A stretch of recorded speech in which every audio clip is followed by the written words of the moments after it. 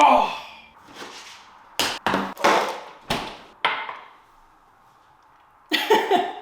Okay, now that I'm actually presentable, I think what most people neglect when they get to a certain level of either comfort or success, that they think they know everything. And I'm not gonna lie, I am extremely, let me adjust my camera.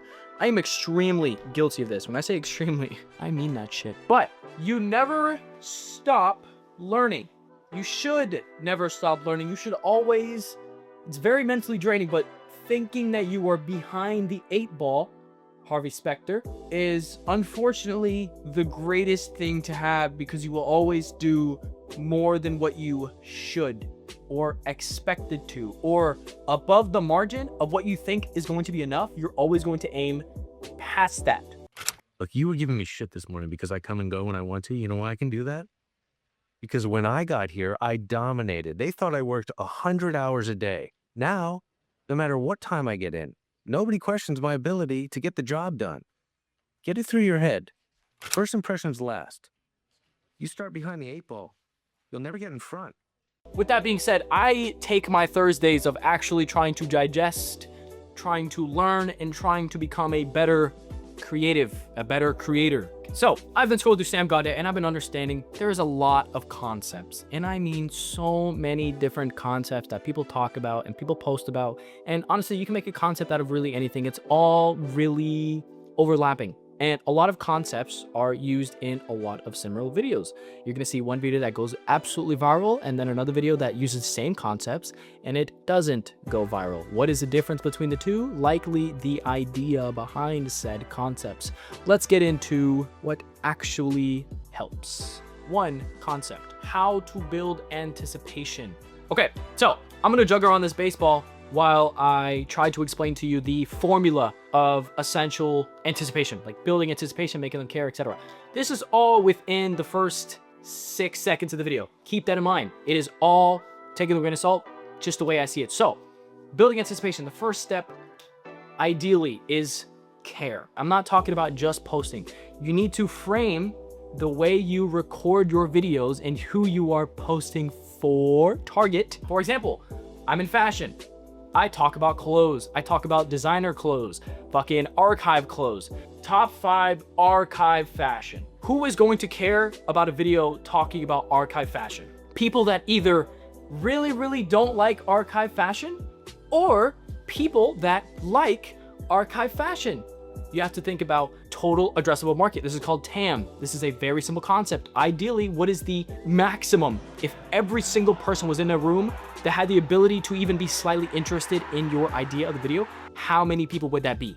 If it's a lot, you're probably in the green. You're probably gonna get some views. Archive fashion is a little bit niche, a little bit. That's like what they pride themselves off of. That's a narrative. That is a narrative that you need to pay attention to in your niche.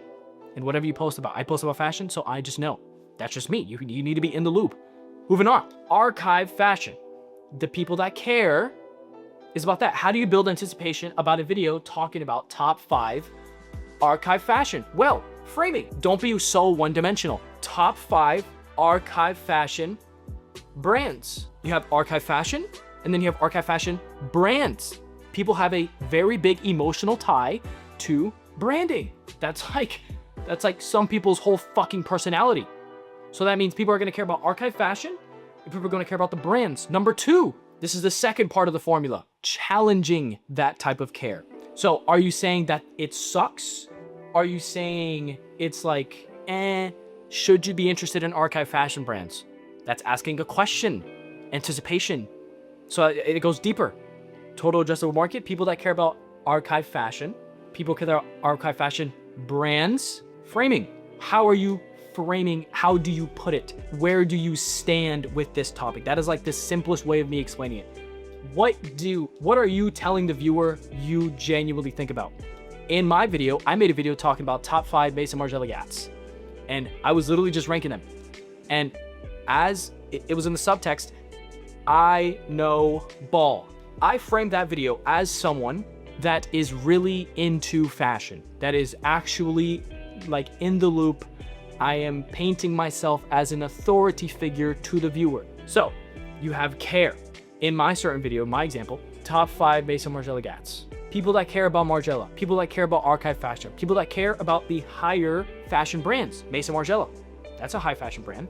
Ranking that. So I'm challenging their views. Hey, maybe your favorite Mason Margiela gat isn't on this list. If they care about gats, especially if I paint myself as the Mason Margiela gat connoisseur, they might listen because they want to entertain. Hey, do I know ball? That's a lot. That's a big thing with fashion. Everyone wants to know ball. Everyone wants to be the coolest fucking guy with the coolest fucking brands, whatever. That is a narrative that you need, that I challenged in this video. So you have care, you have challenging that care.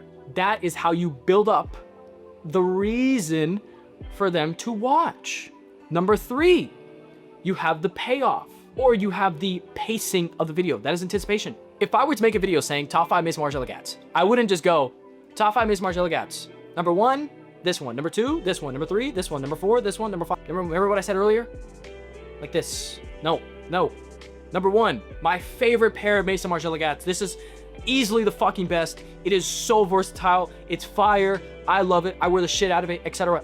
Personal emotions. Framing. This is my favorite one. Or you could be very extremist about it. This is the best pair of Mason Margiela gats, easily. Ideally, you would put it in the end as number 1. A lot of things is either pissing people off or jerking people off. I can't believe I just said that. That's literally how it is. You're challenging some sort of care that people care about. I'm sorry, some sort of idea that people care about. After validating an idea. Back to my point, payoff.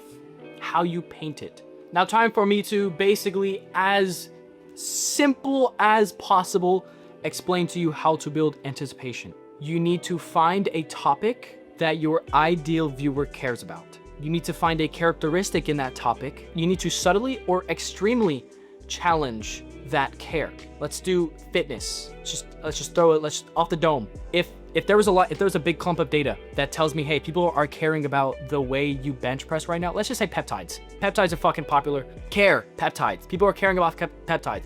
Why do people care about peptides right now? Well, that's because right now, based off scientific data, apparently they're a fucking cheat code. And this first round of test results says that there's no negatives, not a single negative. Challenging that care. Should you take peptides? As someone who takes peptides, care, challenging, should you question? Authority figure. This is a concept by Briar Cochran, Superhook. A reason for them to listen to the rest of the video. This is the mini payoff of the payoff. So this is like feeding into, should I really watch this video? Or number 2, you should not take peptides. As someone who doesn't take peptides.